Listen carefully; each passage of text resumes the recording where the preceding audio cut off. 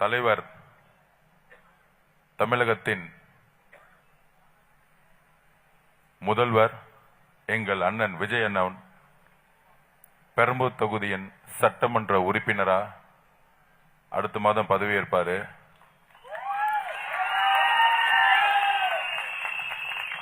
பெரம்பூர் தொகுதியில பதவியேற்ற கையோட முதலமைச்சருடைய பதவியேற்பையும் நடந்துரும்.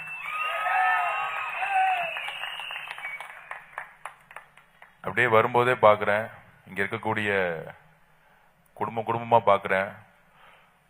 அப்புறம் மொட்டை மாடியில் இருக்க 10 வயசு பொண்ணு கட்சி மீட்டிங் அட்டன் பண்ணதான் எங்க தலைவர் எப்பயோ ஜெயிச்சுட்டாருப்பா தம்பிங்களா. சும்மா அண்ணா பேரை சொல்லிக்கிட்டு, கலைஞர் பேரை அப்பா பேரை சொல்லிக்கிட்டு, தாத்தா அப்பா மகன் பேரன்னு சொல்லிட்டு காலெல்லாம் முடிஞ்சு போச்சு.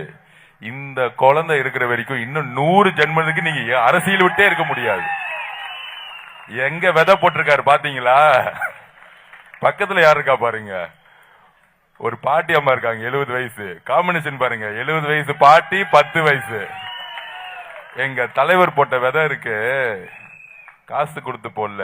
நேத்து கூட சொன்னாரு பாருங்க, நான் வீட்டுக்குள்ள போயிட்டு தான் கட்சியே ஆரம்பிச்சேன். எல்லா அம்மாக்களும் முடிவு பண்ணிட்டாங்க தமிழக வெற்றி கழகம் தான் ஜெயிக்க போகுது அப்படின்னு. அப்ப என்னெல்லாம் தொல்லை கொடுப்பாங்க இன்னுமேட்டு. நாமினேஷன் டே அன்னைக்கு தலைவரோட நாமினேஷனை அந்த பக்கம் சுயேட்சைன்னு சொல்லிட்டு திமுக ஒரு 30 அட்வொகேட் இங்க பெரம்பூர்ல அங்க நிப்பாட்டுறாங்க. அன்னைக்கு கொஞ்சம் தேவையாக நான் அனுப்பாம விட்டேன், உள்ள ஒரு ஏஜென்ட்டா அமைச்சிருக்கலாம், தப்பு பண்ணிட்டேன். நம்ம சிவா கொஞ்சம் பொறுமையா அமைதியா எல்லாத்துக்கிட்டையும் என்னன்னு கேட்பாரு. ரொம்ப நல்லவர், ஆனா சம்பவம் சைலண்டா செஞ்சுக்கிட்டு இருப்பாரு. ஆனா நாமினேஷனுக்குள்ள நம்ம அக்கா ஒரு ஏஜென்ட்டா அமைச்சிருக்கணும், அனுப்பிச்சிருந்தா எப்படி இருந்திருக்கும்.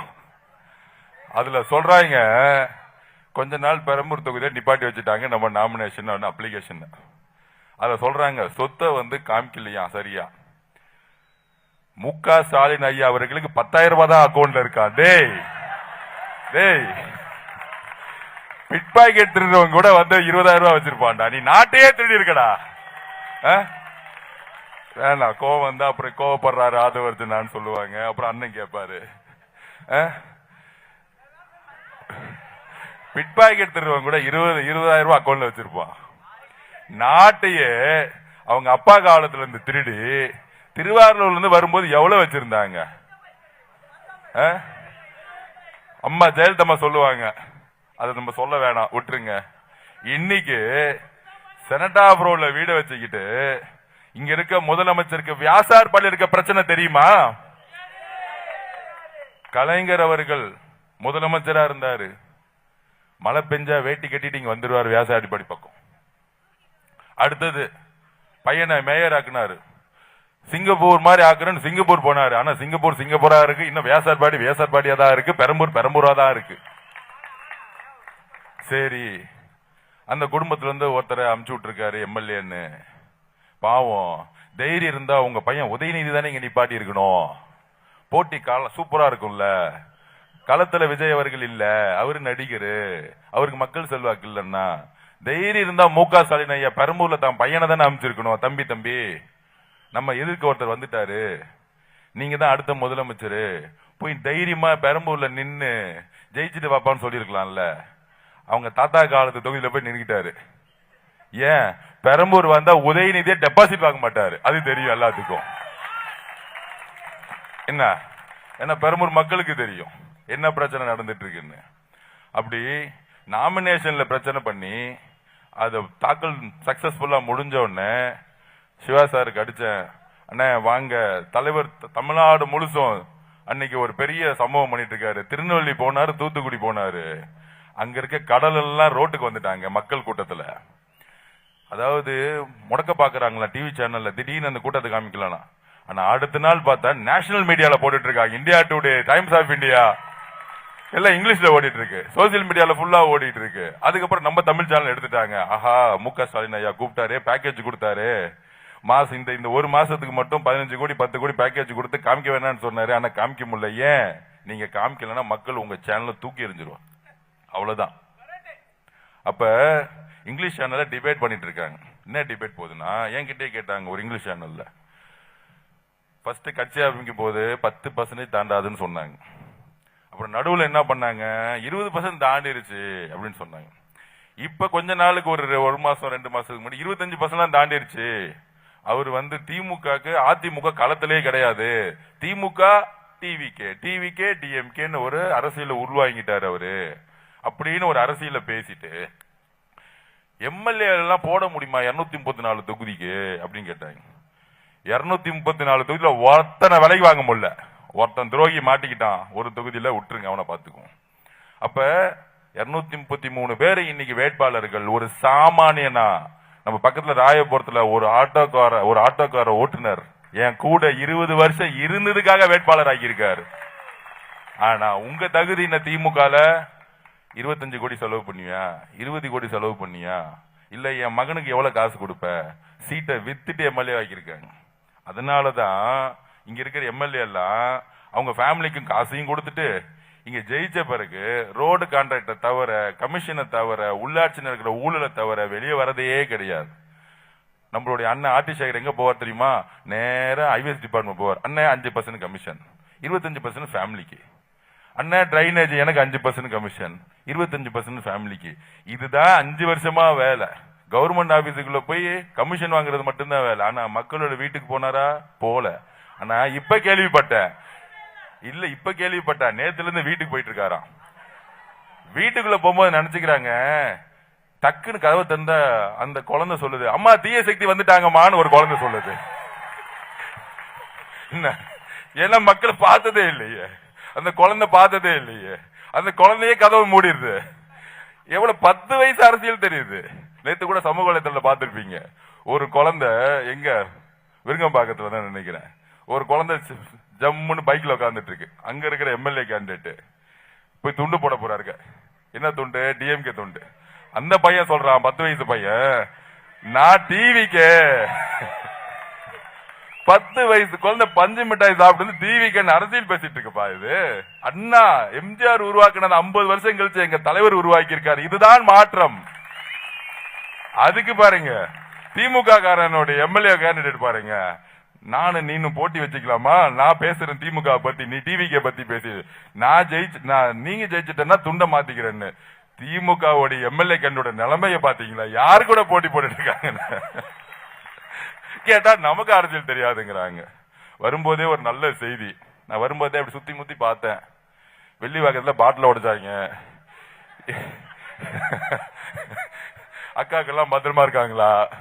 இல்ல என் மண்டை யாராவது டார்கெட் வச்சிட்டு இருக்காங்களா? இல்ல சிவா வச்சிட்டு இருக்காங்களான்னு. ஆனா வரும்போதே ஒரு நியூஸ், நம்ம சிட்டி கமிஷனர் மிஸ்டர் அருண் அவர்களை மாற்றப்பட்டார். போடு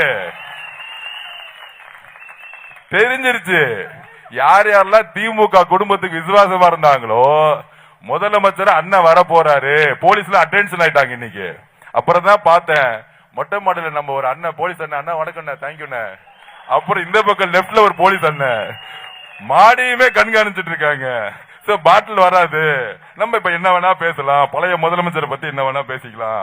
பாட்டில் அடிச்சாலும் பிரச்சனை இல்ல, ரத்தம் வாங்கிட்டே நம்ம பேசுவோம், நமக்கு எந்த பிரச்சனையும் இல்ல. அப்ப டக்குன்னு ஏன் காவல்துறை கரெக்டா இருக்குன்னா, நம்ம போய் தேர்தல் கமிஷன் சொன்னோம், எல்லாம் பக்காவா. எங்க வர வேண்டியது? அங்க வில்லிவாக்க டி நகர் போக வேண்டியது. 3 மணி நேரம் பர்மிஷன் கொடுத்துட்டு திடீர்னு முக ஸ்டாலின் ஐயா சிட்டி கமிஷனுக்கு போன் பண்ணி, இல்ல அவருக்கு 1 மணி நேரம் கொடு, அவர் சேரவே முடியாது, சேர்ந்துட்டா உங்க டைம் முடிஞ்சிச்சு, நீ கிளம்பிடு. இந்த காவல்துறை வச்சுக்கிட்டு எப்படி அரசியல் செய்ய முடியும்? நேர்மையான அதிகாரின்னு கேட்டோம். டிஜிபிய மாத்தினாங்க, கமிஷன் எல்லா கமிஷனும் மாத்தினாங்க, சீஃப் செக்ரட்டரிய மாத்தினாங்க, இன்னைக்கு கமிஷனரை மாத்திட்டாங்க. இன்னும் ஒரே மாசம் தான் நேர்மையான அதிகாரிகள் மக்கள் பாதுகாப்பையும் பெண்கள் பாதுகாப்பையும் உருவாக்குவாங்க. இது வரைக்கும் உருவான அதிகாரிகள் இருக்காங்க பாருங்க. முதலமைச்சர் குடும்பத்தோட விசுவாசிகளா இருந்தாங்க. டிரான்ஸ்பர் வேணா யாரு கொடுப்பா? யாரு கொடுப்பா? முக ஸ்டாலினுடைய சபரிஷன் வீட்டுக்கு போன. சபரிஷன் யாரு? கான்ஸ்டிடியூஷனால தேர்ந்தெடுக்கப்பட்டவரா? தைரியம் இருந்தா எம்எல்ஏ நின்னு மகன நீ மினிஸ்டர் ஆயிட்டு ஆர்டர் போடுறா, ஆர்டர் போடுறா, நீ பாப்போம். உங்க மாமாவுடைய ஐடென்டி வச்சுக்கிட்டு கமிஷனரை மிரட்டுறது, டிஜிபியை மிரட்டுறது உனக்கு யாரு அதிகாரம் கொடுத்தது? நான் கேக்குறேன். நான் ஒரு நல்ல அதிகாரியோட, எங்க பெரியம்மா தளபதி ஐபிஎஸ் அவங்க வீட்டுல இருந்து வளர்ந்தவன், எனக்கு தெரியும். ஒரு காவல்துறை அதிகாரியை மக்களால் தேர்ந்தெடுக்கப்பட்ட ஒரு முதல்வரோ ஒரு அமைச்சரோ தான் மட்டும்தான் வந்து கட்டளையிடுமே தவிர, இந்த பின்புல் வசந்த கிச்சன் பாலிடிக்ஸ் வந்து அதிகாரத்துல எடுக்கவே கூடாது. இதுதான் இந்த குடும்பத்தோட மிகப்பெரிய பிரச்சனை. அதுக்கப்புறம் உதயநிதியோட நண்பர்கள் இவங்கெல்லாம் எஸ்பியை டிரான்ஸ்பர் பண்றது, இதுதான் தமிழக காவல்துறை. ஏன் தமிழக காவல்துறை செயலிழந்து போச்சு? இந்த குடும்பத்தோடைய நண்பர்களும் மருமகன்களும் ஒரு டிஜிபி அப்பாயின்மெண்ட் பண்றது, கமிஷனர் அப்பாயின்மெண்ட் பண்றது, எந்த விதமான ஒரு ஒரு மரியாதை கூட கிடையாது. ஒரு காவல்துறை கொடுத்ததே கிடையாது. அப்ப அப்ப எங்க பெண்கள் பாதுகாப்பு உருவாக்கப்படும்? உருவாக்க முடியாது. தூத்துக்குடியில 12ஆம் கிளாஸ் பொண்ணு கழிவறைக்காக போனாங்க. தூத்துக்குடியில வில்லேஜ்ல கழிவறை இல்லைங்கிறது முதலமைச்சர் ஸ்டாலினுக்கு தெரியுமா? இல்ல அவன் குடும்பத்துக்கு தெரியுமா? அதனாலதான் நாங்க கோவப்படுறோம். அதனாலதான் நாங்க உண்மையை கேட்கிறோம். வேற எந்த கூட்டணி கட்சி இதை பத்தி பேசவே இல்லை. எங்க தலைவர் பேசினாரு, நாங்க போராடணும், ஏன் அவங்க வீட்டுக்கு போனோம். அப்ப அந்த அம்மா சொன்னாங்க, என் பொண்ணு என் வீட்டுல வந்து டாய்லெட் இல்ல, அதனாலதான் வந்து நான் 50 மீட்டர் தள்ளி போனேன். 6 மணிக்கு ஈவினிங் ஒரு கழிவறை செய்ய, ஒரு கழிவறை சொந்த வீட்டுல இல்ல. இதுதான் தமிழ்நாட்டில் இருக்கக்கூடிய எல்லா கிராமப்புறத்தில் இருக்கக்கூடிய மிகப்பெரிய பிரச்சனை. ஆனா திராவிட 2.0 பொய்யா சொல்லிட்டு இருக்காங்க. ஆனா இவங்க வீடு மட்டும் எப்படி இருக்கும்? அப்பதான் என் தலைவர் சார், என் வீடு நீலாங்கரையில, நான் நல்ல வீட்டுல இருக்கேன், ஏன் குழந்தைங்க இந்த மாதிரி இருக்கேங்கிறத அரசியல் கட்சி ஆரம்பிச்சாரு. வேற எதுக்காக ஆரம்பிக்கல. பார்த்து பார்த்து பார்த்து சலிச்சு போயிட்டார். எல்லாத்தையும் பார்த்து பார்த்து தன்னுடைய வாழ்க்கையில உச்சபட்ச பொறுப்பிலையும் அதிகாரத்திலையும் அன்பு பணபலத்திலையும் ஒரு புகழையும் உச்சபட்ச புகழையும் இருந்து தூக்கி போட்டு வரக்கூடிய துணிவு யாருக்காச்சும் இருக்கா? யாருக்காச்சும் இருக்குமா? எந்த நடிகருக்காச்சும் இருந்திருக்கா இது வரைக்கும்? ஆனா திமுக என்ன செஞ்சுச்சு? ஜெயிச்சு வந்த பிறகு ரெட் ஜெயின்ங்கிற நிறுவனம் வந்து ஸ்டார்ட் பண்ணாங்க. அந்த ரெட் ஜெயின் 2021 எவ்வளவு லாபம் பார்த்தாங்க? எத்தனை படத்தை ரிலீஸ் பண்ணாங்க? அம்மா ஜெயலலிதா இருக்கும்போது வார வாரம் படத்தை ரிலீஸ் பண்ணாங்களா? சொல்லுங்க, நீங்க சொல்லுங்க. 52 வாரம் ஒவ்வொரு சனிக்கிழமை தியேட்டருக்கு போய் பாருங்க. ரெட் ஜெயின் படம் தான் நீங்க பார்க்க முடியும். எல்லா நடிகர்களும் நடிகைகளும் கண்ட்ரோல் பண்ணி பணத்தை கொடுத்து நிப்பாட்டுறது இந்த ஊழல் நிறுவனம். அந்த ஊழல் நிறுவனம் இப்ப என்ன பண்ணிருக்குன்னா, தமிழக வரலாற்றுல மக்கள் தக்க பாடம் கொடுப்பாங்க. உலகம் சுற்றும் வாலிபன் படத்தை கலைஞர் என்ன பண்ணார் தெரியுமா? ஆட்சியில் இருக்கும் பொழுது பெட்டியை பிடிக்கிட்டு ஓடிட்டாங்க தியேட்டர் ரிலீஸ் பண்றதுக்கு முன்னாடி. அது அந்த காலம். இந்த காலம் என்ன பண்ணிட்டாங்க தெரியுமா? ஒருத்தரை அழிக்கணும், ஒருத்தரை ஒழிக்கணும் அப்படின்னு யாரு எந்த ஆயுதத்தை எடுக்கிறானோ அதே ஆயுதத்தில் அழிஞ்சு போவான். நான் திருப்பியும் சொல்றேன், எங்க அண்ணன் விஜயனுடைய நீங்க வந்து எந்த அளவுக்கு அழுத்தம் கொடுக்கறீங்கன்னா, தமிழ்நாடு முழுசு சுற்றுப்பயணம் போகும்போது திருவாரூர் போகும்போது சேலஞ்ச் பண்ணாரு, என்ன எவ்வளவு அழுத்தினாலும் நான் திருப்பி மக்களுக்காக நிப்பன்னு சொன்னாரு. அப்ப கரூரை உருவாக்குனாங்க செந்தில் பாலாஜி வச்சு. ஒவ்வொரு தாட்டியும் திமுக குடும்பத்தை வந்து அவர் எதிர்த்து நிற்கும் போதெல்லாம் பல்வேறு குற்றச்சாட்டுகளை திருநெல்வேலி அண்ணன் பேசியிருப்பாரு. தன்னுடைய சுத்திரிகளை வச்சு என்ன மாதிரி விமர்சனங்களை உருவாக்குனாங்க. கடைசியில திருநெல்வேலி தூத்துக்குடியோட ப்ரோக்ராம் மக்கள் அலைய பார்த்த உடனே ஐயா முக ஸ்டாலினுக்கு தூக்கம் வரல. உடனே ரெட் ஜெயிண்ட், உடனே ஒட்டுமொத்த தியேட்டர்ஸ் எல்லா கண்ட்ரோல் யார்கிட்ட இருக்கு? நம்மளுடைய ரெட் ஜெயிண்ட் இருக்க உதயநிதி, அவர் பையன் 20 வயசு தான், அவனுக்கு ஒன்றும் தெரியாது. அப்ப இன்பநிதி கூப்பிட்டு படத்தை ரிலீஸ் பண்ணு, லீக் பண்ணு. எவ்வளவு அநியாயம்! 2 வருஷம் 30 வருஷம் உழைப்போட கடைசி படம், அவருடைய சொந்த உழைப்பு, சொந்த வேர்வை, ரத்தம். ஆனா ஒன்றிய அரசா இருக்கக்கூடியவங்க அந்த படத்தை ரிலீஸ் பண்ண விடல. சேர்ந்துகிட்டது யாரு? இதுக்கு ஆதாரம் இருக்கு. அவங்க படம் பராசக்தி ரிலீஸ் ஆச்சா இல்லையா? திமுக பிஜேபி எதுக்குறதா இருந்தா அவங்க படத்தை சர்டிபிகேட் நிப்பாட்டுறதுக்கு எவ்வளவு நேரம் ஆகுமோ? இந்த நீதியை நீங்க கேளுங்க மக்கள் கிட்ட. நம்ம பிஜேபி கூட இருக்கணும்னு பொய்யா சொல்றாங்களே திமுக, எவ்வளவு நேரம் ஆகும் அவங்க சர்டிபிகேட் நிப்பாட்டுறதுக்கு? இது வரைக்கும் எந்த உண்மை தகவலும் கிடையாது. ஜனநாயகன் படத்தை வந்து ஏன் வந்து சென்சார் போர்டு நிப்பாட்டணும்? உயர் நீதிமன்றத்துல மாண்புமிகு உயர் நீதிமன்ற நீதிபதி சொல்றாங்க, படத்தை ரிலீஸ் பண்ணுங்க, உங்களுக்கு என்ன தோணுதோ அதை கட் பண்ணிட்டு ரிலீஸ் பண்ணுங்கிறாங்க. ஆனா 2 மணி நேரத்துல ஒன்றிய அரசு போய் ஆர்டர் வாங்குது. இது வரைக்கும் உயர் நீதிமன்றத்துல இவ்வளவு ஸ்பீடா போய் பேசி ஒரு ஜட்ஜ்மெண்ட் ஆர்குமெண்ட் பண்ணதா வரலாறே கிடையாது. அப்ப நம்ம எவ்வளவு அழுத்தத்துக்கு இருக்கோம். ஒரு தலைவர் நல்லது செய்யறதுக்காக தன்னுடைய எல்லாத்தையும் தூக்கி போட்டு மக்களுக்காக வந்து நிற்கும் பொழுது ஏன் அவருக்கு அழுத்தம் கொடுக்கறாங்க? ஏன்னா அதிமுக வலுவிழந்து அவங்க 3வது இடத்துக்கு போய் ஒரு எதிரியே கிடையாது. அவங்களுக்கு ஒரே வலிமையான எதிரி யார் தெரியுமா? நம்மளுடைய தலைவர் விஜய் அவர்கள். என்னடா ஒன்றிய அரசு அழுத்தம் கொடுக்குது, பிஜேபி மிரட்டுது, ஆனா அவர் கூட்டணி வைக்கல. எப்ப பார்த்தாலும் சொல்லுவாங்களே, நீங்க ப்ரூவ் பண்ணுங்க, அன்ப்ரூவன், நீங்க யாருன்னு காமிங்க. அதனாலதான் டிக்ளேர் பண்ண 234 தொகுதி நான் தனியா நின்று காமிக்கிறேன் பாரு. அப்ப இன்னைக்கு வேட்பாளர்கள் போயிட்டு இருக்காங்க. அந்த வேட்பாளர்கள் பார்த்திருக்கீங்களா? நாமினேஷன் போது 5000 பேர் பொதுமக்கள் கூட போயிட்டு இருக்காங்க. ₹1 செலவு பண்ணல. நான் பிரச்சாரத்துக்கு நேத்து பெரம்பூர் தொகுதியில நேத்து காலையில ஃபுல்லா நடந்தேன். ஒவ்வொரு வீட்லயும் குடும்பமா வெளியே வராங்க. தமிழக மக்களே, திமுக மு.க. ஸ்டாலின் அவர்களே, உங்களுடைய கடைசி நம்பிக்கை 10,000 ரூபாய் ஓட்டு கொடுக்கிறது பெரம்பூர்ல, அவ்வளவுதான். அதை வாங்கிக்கிட்டு நம்ம ஒன்னே ஒண்ணு கொடுப்போம் மக்களுக்கு. என்ன தெரியுமா? ₹2 விசில வீட்டுல போய் கொடுத்துருங்க. ₹2 விசில் போதும். 10,000 ரூபாயா ₹2 விசிலா? அவன் கொடுத்துட்டு போகும்போது ஒரு விசில் அந்த வீட்டுல இருந்து அடிச்சா முடிஞ்சிச்சு, சப்ஜெக்ட் முடிஞ்சிச்சு. வேற எதுவுமே பேச வேணாம். திமுக பத்தி எதுவுமே பேச வேணாம். 10,000 ரூபாய் இங்க, அடுத்து வில்லிவாக்கம் 10,000 ரூபாய். வில்லிவாக்கத்துல வந்துட்டு ஃபர்ஸ்ட் மருமகன் சபரீஷ் வந்துட்டாரு. இல்ல நாங்கெல்லாம் ஜெயிப்போம், விஜய் அவர்கள்லாம் போட்டியே இல்ல. தம்பி நீ முத யாரு? நான் கேக்குறேன், நீ முத யாரு? எம்.கே. ஸ்டாலின் MKS இனிஷியல் எடுத்த நீ யாரு? ரோட்ல வாயில வந்ததை விட்டுருங்க, எனக்கு ஏதோ வருது. யாருன்னு கூட தெரியாதியா உன்ன? நாங்கெல்லாம் நின்னு மக்கள் கிட்ட நின்னு 10 மணி நேரம் 15 மணி நேரம் வேர்வை சிந்தி மக்கள் நின்றுட்டு இருக்கோம். ஒரு பிரச்சனை ரோட்ல நிக்கிறோம், அடி வாங்குறோம். எங்களுக்கு எதிராக கரூர்ல எங்க மக்களை நீங்க கொன்னாலும் நாங்க தைரியமா நிக்கிறோம். ஒன்றிய அரசு பிரச்சனை பண்ணாலும் நாங்க தைரியமா நிக்கிறோம். ஆனா நீ கூட்டு சதி. டெல்லியில அரவிந்த் கெஜ்ரிவால் அவர்களை ஒரு 100 கோடி ரூபாய் ஊழல் கேஸ்ல உண்டு இல்லைனாக்கி 8 மினிஸ்டர் அரெஸ்ட் பண்ணாங்க. 100 கோடி ரூபாய் குற்றச்சாட்டு. இங்க குற்றச்சாட்டா இருக்கு. ஒவ்வொரு டிபார்ட்மெண்ட்லயும் நேருவா 2000 கோடி, செந்தில் பாலாஜி போயிருச்சு, அது நம்பரே கிடையாது. இந்த பணம் மொத்த பணம் எங்க போகுது? முதலமைச்சர் மு.க. ஸ்டாலினுடைய சபரீஷன், இன்னொன்னு உதயநிதி, 50-50 பிரிச்சுக்கிட்டாங்க. அப்படி இருக்கக்கூடிய 5 அமைச்சர்கள் தான் கூட இருப்பாங்க. ஏவா வேலு, செந்தில் பாலாஜி, அவரெல்லாம் இல்லப்பா, சீன்ல இல்ல, விட்டுருங்க.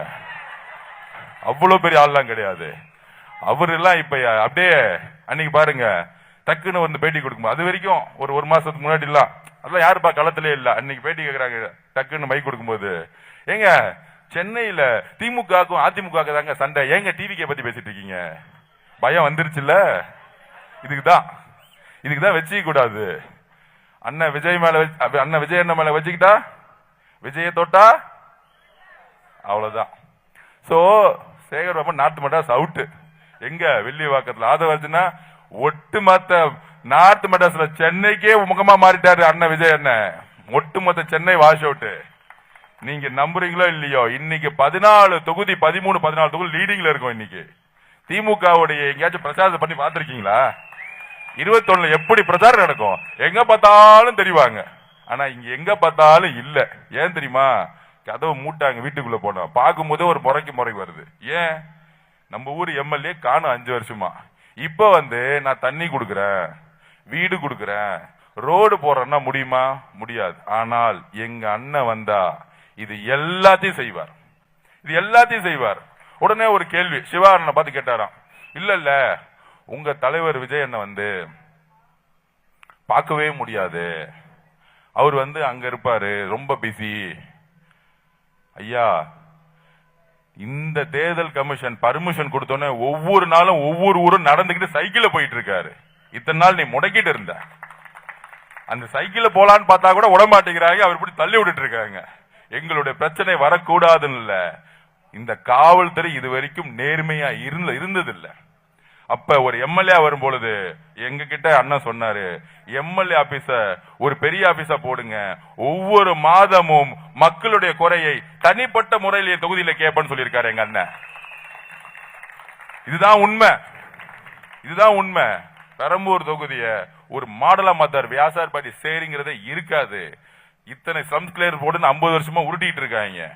எல்லா வீடுகளும் புனரமைக்கப்பட்டு ஒரு நல்ல வசதியான வீடா மாத்துவார். எல்லா இடத்திலும் குழாய்க்கு தண்ணீர் கொடுப்பார். எல்லா வீட்டுக்கும் முதல்ல குழாயில தண்ணி கொடுக்கணும். இந்த வாட்டர் டேங்க் வாங்கி வாங்கி வாங்கி வாங்கி காலம் உள்ள போயிருச்சு. அப்ப ஒரு தண்ணி கூட கேன வாட்டர் வாங்கி எத்தனை காலம் நம்ம செலவு பண்ணிட்டு இருப்போம். டெல்லி எல்லாம் போனீங்கன்னா எல்லா வீட்டிலும் குழாய் இருக்கும். அந்த மாதிரி வீட்டுக்கு வீட்டுக்கு குடி தண்ணீர் குழாயில கிடைக்கணும். நல்ல ரோடு இருக்கணும். தண்ணி வந்தா, மழை கால தண்ணி வந்தா கழிவு நீரும் குடிநீரும் கலக்க கூடாது. இந்த இவங்களுக்கு எல்லாம் தெரியுமா? மு.க. ஸ்டாலினுடைய மருமகனுக்கோ மகனுக்கோ இல்ல பேரனுக்கோ மழை வந்தா கழிவு நீரோட மஞ்சள் கலர் தண்ணி வருதுன்னு இவங்களுக்கு தான் தெரியுமா? என்னைக்காச்சும் அப்படி ஒரு ஸ்மெல் பார்த்திருப்பாங்களா?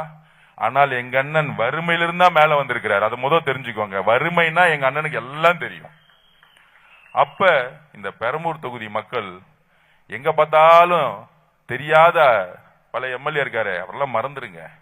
நம்மளுடைய சேவை என்னன்னா, பூத்து பூத்தா வீடு வீடா நம்ம எல்லாரும் போகணும். போயிட்டு விசில கொடுத்துட்டு எங்க அண்ணன் உங்களோட எப்பயும் இருப்பாரு, தமிழ்நாட்டுடைய ஒரு மாடல் தொகுதியா மாறுங்கிறத ஒரு உறுதி கொடுப்போம்.